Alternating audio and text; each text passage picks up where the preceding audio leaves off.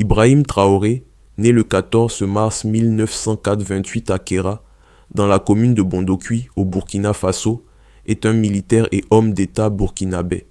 Depuis le 30 septembre 2022, il occupe la fonction de président de la transition du Burkina Faso, après avoir renversé le lieutenant-colonel Paul-Henri Sandaogo Damiba lors d'un coup d'État.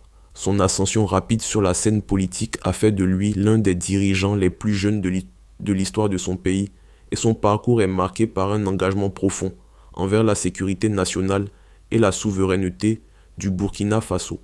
Jeunesse et formation. Ibrahim Traoré grandit dans une famille modeste et effectue ses premières années d'études dans le village de Bondoki. Il poursuit ensuite son cursus secondaire au lycée mixte d'Akarville, à Bobo-Dioulasso, où il obtient son baccalauréat en série D en 2006. Bien que passionné par plusieurs domaines, Traoré choisit de s'orienter vers des études de géologie à l'université de Ouagadougou, où il s'investit aussi activement dans des associations étudiantes. Il devient un leader au sein de l'Association des étudiants musulmans du Burkina, AEMB, et de l'Association nationale des étudiants du Burkina, ANEB, des expériences qui lui permettent de développer ses compétences en gestion et en mobilisation. Carrière militaire. Le parcours militaire de Ibrahim Traoré débute en 2010 lorsqu'il intègre l'armée burkinabé. Après avoir suivi une formation rigoureuse à l'académie militaire Georges Namoano, il obtient son diplôme en 2010 et sort vice-major de sa promotion. Désireux de perfectionner ses compétences, il suit un entraînement anti-aérien au Maroc et est ensuite affecté à un régiment d'infanterie à Kaya, au nord du pays. Ce premier poste sur le terrain marque le début de sa carrière militaire, marqué par l'engagement sur des missions à haut risque. Au fur et à mesure de sa carrière, il monte en grade et devient lieutenant en 2014. Il participe à des missions internationales, notamment au Mali, dans le cadre de la mission multidimensionnelle intégrée des Nations Unies pour la stabilisation au Mali, MINUSMA, où il se distingue lors d'attaques rebelles dans la région de Tombouctou. Cette expérience sur le terrain forge sa réputation de militaire courageux et déterminé. Lors de son retour au Burkina Faso, Ibrahim Traoré prend une part active dans des missions de contre-insurrection face à l'augmentation des attaques djihadistes dans le pays, notamment lors de l'offensive d'Otapoinou en 2019. À partir de 2020, promu capitaine, il devient un porte-parole influent des soldats stationnés dans le nord du pays, exprimant leur frustration face à l'insécurité croissante et au manque de moyens pour lutter efficacement contre les groupes armés terroristes. Ascension politique.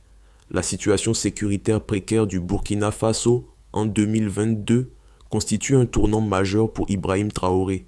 Le 24 janvier 2022, un groupe d'officiers militaires, dont Traoré, renverse le président Roch-Marc Christian Kaboré, accusé de ne pas avoir su gérer la menace djihadiste. Après ce coup d'État, le lieutenant-colonel Paul-Henri Sandaogo Damiba prend la tête de la transition, mais des tensions internes émergent rapidement. L'incapacité de Damiba à répondre efficacement à la crise sécuritaire et sa gestion jugée trop autoritaire de la transition alimentent mécontentement et division au sein de l'armée. Le 30 septembre 2022, Ibrahim Traoré, soutenu par une partie de l'armée, mène un coup d'État contre Damiba. Ce dernier est renversé et Traoré prend la tête du mouvement patriotique pour la sauvegarde et la restauration, MPSR. Le 6 octobre 2022, Ibrahim Traoré est officiellement investi président de la transition du Burkina Faso. Dans son discours d'investiture, il s'engage à restaurer la sécurité du pays et à organiser des élections démocratiques dans un délai raisonnable. Présidence de la transition. Sous la présidence d'Ibrahim Traoré, la priorité est donnée à la lutte contre le terrorisme et à la restauration de la sécurité sur le territoire national. Il instaure une série de mesures pour renforcer l'engagement de la population dans la défense du pays, notamment en mobilisant les volontaires pour la défense de la patrie, VDP, des citoyens qui viennent prêter main forte à l'armée pour lutter contre les groupes armés terroristes. En parallèle, Ibrahim Traoré engage une politique de diversification des partenariats internationaux. Il amorce un rééquilibrage des relations extérieures du Burkina Faso, réduisant l'influence de la France, ancienne puissance coloniale, et cherchant à renforcer les liens avec des pays comme la Russie, afin d'obtenir davantage de soutien pour la lutte contre les djihadistes. Cette politique étrangère est souvent perçue comme un signal de volonté d'indépendance et de renouveau pour le Burkina Faso, dans un contexte de tensions croissantes avec l'Occident. Sous sa direction, le gouvernement burkinabé lance également plusieurs initiatives économiques, dont la construction de la première raffinerie d'or du pays, visant à valoriser les ressources aurifères et à créer des emplois. Par ailleurs, il prend des mesures pour mieux réguler le secteur aurifère artisanal, souvent source de revenus importants mais aussi de risques, notamment en matière de commerce illicite. Un leadership jeune et affirmé, Ibrahim Traoré, âgé de seulement 36 ans au moment de son accession à la présidence de la transition, est l'un des plus jeunes dirigeants au monde. Son leadership est marqué par un pragmatisme sans compromis, où la sécurité et la souveraineté du pays occupent une place centrale. Toutefois, sa gouvernance est également marquée par des controverses, notamment en raison de la répression de l'opposition et des restrictions sur certaines libertés publiques. Les réformes sociales, comme la proposition de criminalisation de l'homosexualité et la remise en cause de certaines influences culturelles, témoignent de son engagement pour un renouveau national axé sur l'identité burkinabé.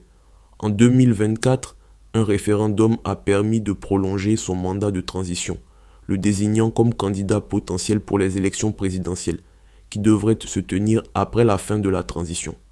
Ce prolongement de son pouvoir a été une décision controversée, certains y voyant une consolidation de son autorité tandis que d'autres y détectent un risque de dérive autoritaire. Conclusion. Ibrahim Traoré est un acteur clé de la scène politique burkinabé contemporaine.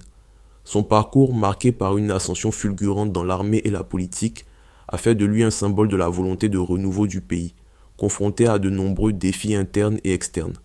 À travers sa présidence, il cherche avant tout à redonner au Burkina Faso sa stabilité et son autonomie face à la menace terroriste et à une situation économique précaire. Mais le chemin qu'il trace est loin d'être sans embûches, et son avenir politique reste incertain dans un contexte national et international en constante évolution.